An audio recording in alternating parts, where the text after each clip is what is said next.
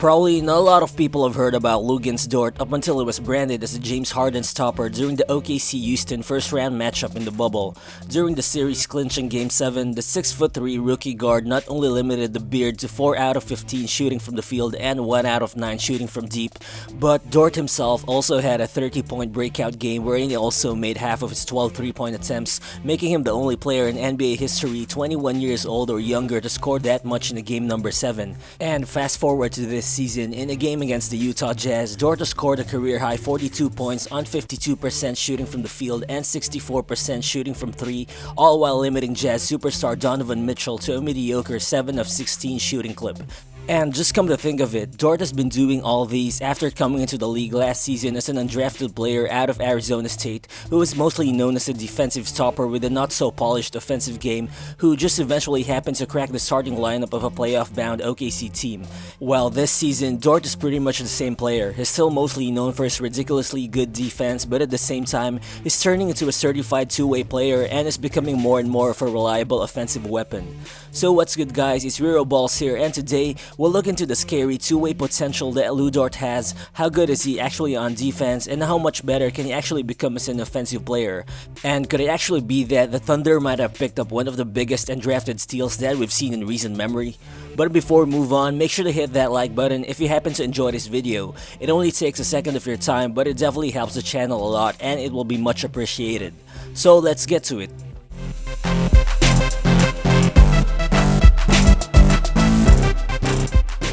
During the past couple of games, Lu Dort has been having probably the best offensive stretch of his young NBA career, as in 5 games during the month of April 2021, he's been averaging 26 points, 6 rebounds, and almost 2 assists, while shooting 48% from the field and 47% from deep. And if you're a Thunder fan like me who has been following Dort since his first NBA game, you definitely know that these numbers are a far cry from what he's put up as a rookie, as in the 36 games that he played last season, Dort has only averaged under 7 points a game while shooting 39% from the field and less than 30% from deep.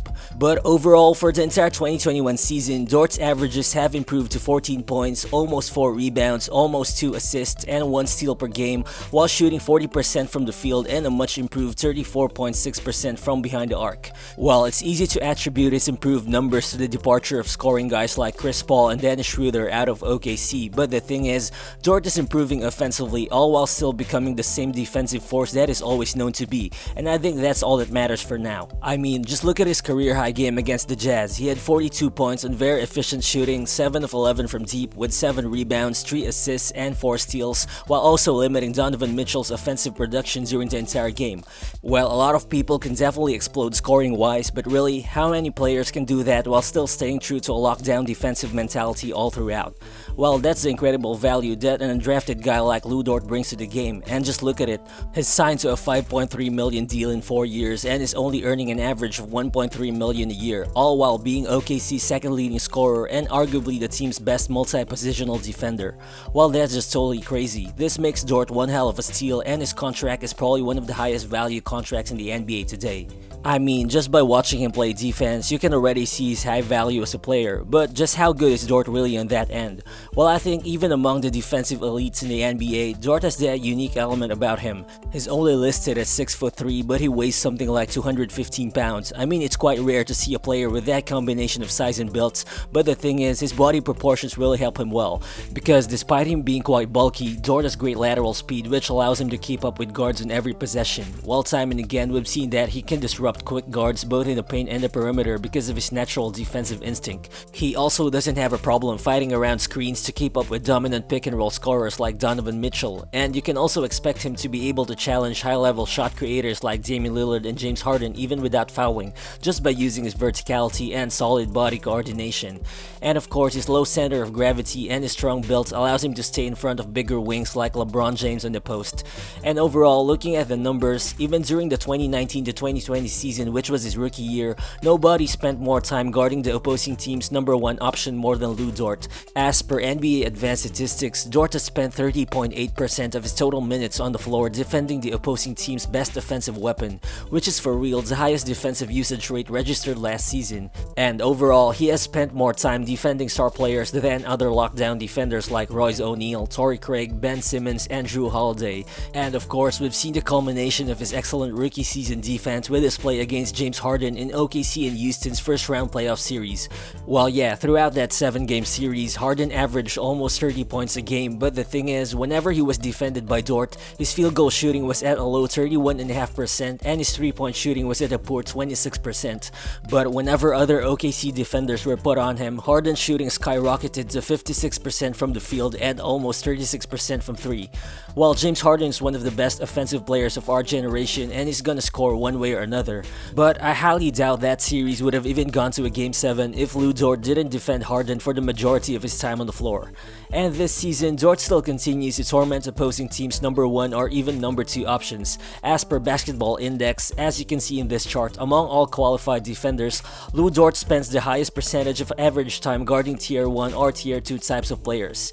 And overall, Lu Dort ranks in the 99th percentile of all players in terms of average matchup difficulty rating for the season, as his matchup difficulty rating is tied with Lonzo Ball and just slightly ahead of Michael Bridges, Gary Harris, and Royce O'Neal. But yeah, of course, just because you're being tasked to defend superstars game in and game out doesn't mean you're necessarily an effective defender. Yeah, that could be true, but not in Lu Dort's case, because so far this season, Dort has been effectively limiting superstar players during those times he's been guarding them. I mean, he's holding LeBron to less than 38% shooting, which is a really low number relatively for a Tier 1 superstar like him. And the same goes for James Harden and Donovan Mitchell, and also for guys like Damian Lillard and Jamal Murray, who even shot below 30% when guarded by Dort. Well, Dort is only in his second season, but it's already hard to argue against him being an elite defensive stopper. But looking at the other side of things, does he also have the potential to become a legitimate offensive weapon? While Dort is currently averaging 14 points a game, which is a huge jump from his 6.8 points last season, and during the first month and a half of the year, he even shot a ridiculous 41% from 3. But as expected, that number isn't sustainable yet as his shooting percentages have dropped a little, but is still shooting 34.6% from deep, which is also a huge jump from his 29% rate last year. And the thing is, I think Dort's offensive improvements aren't just based on the numbers, you can actually see it in his game as well. While watching him as a rookie, you'll see how bad he misses when he shoots from deep. I mean, a lot of times, his shots would miss really wide or even end up as air balls. While this season, he still isn't a knockdown shooter or anything like that, but it's not a negative on that end anymore for sure. And he definitely looks more decisive when shooting, at least in most games. While I think Dort's shooting mechanics can still get better, you can see that he's still a little stiff and you can almost feel like he's still thinking twice before releasing the ball. But also, there are times when he just gets hot, and of course, who would forget that game-winning 3 against the Spurs? Well, there's no other way to be more consistent as a shooter than to get more reps and more chances to shoot the ball. Not all players are like Steph Curry who can just come in and shoot the lights out immediately. And that's why it's important for a guy like Dort to develop other ways to score, and I think he's been able to accomplish that as well this season, while he's still taking the majority of his shots from the 3-point line or within 3 feet of the basket. But it's not just limited to becoming a spot-up shooter or a rim attacker anymore, as he's becoming a pick-and-roll option as well. I mean, his drives don't always end up at the rim like it did last year, as he's also been more active as a playmaker, showing flashes of dishing out some kick-out passes to open teammates, and is also becoming more and more active and running during the break whenever there's a chance. And at this point, I think you can already say that Dort is probably the best two-way player that OKC has had. While they had guys like Safalosha or Andre Roberson before, who were guys mostly known for their defense. But I think what sets Dort apart from those guys is that he has some kind of natural offensive confidence. Well, he's still not a polished offensive player at this point, but it's not hard to imagine him getting there sooner than later. Because unlike other lockdown defenders, Dort isn't afraid to shoot, and by the looks of it, he also has a natural shot creating ability which he can still further develop. But he's only 22, and so it might be too early to say if he's gonna be a real two-way star, or just another role player, or an overly skilled 3-and-D guy in the next few years.